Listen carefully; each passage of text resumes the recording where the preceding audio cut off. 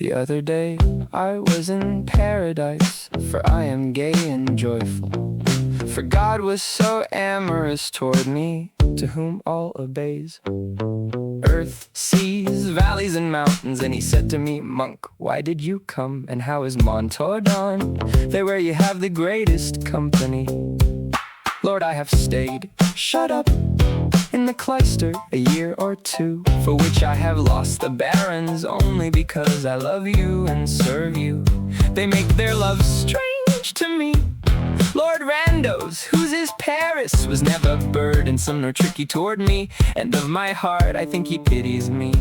Monk, I do not at all welcome it, if you stay in the cloister in hiding, nor do I want wars, nor disputes, nor brawls with your neighbors, for which the domain may remain to you. Rather I love the song and the laughter, and the world is more worthy for it, and Montaudon gains from it.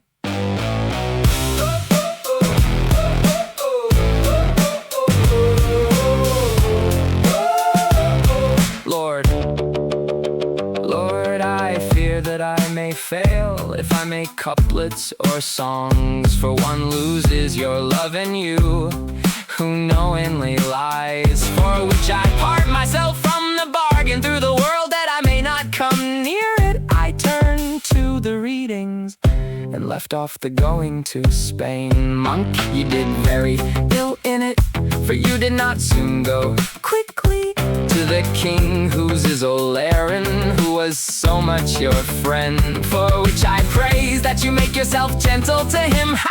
How many good marks of sterlings will have been lost in your gifts, for he raised you from the mud.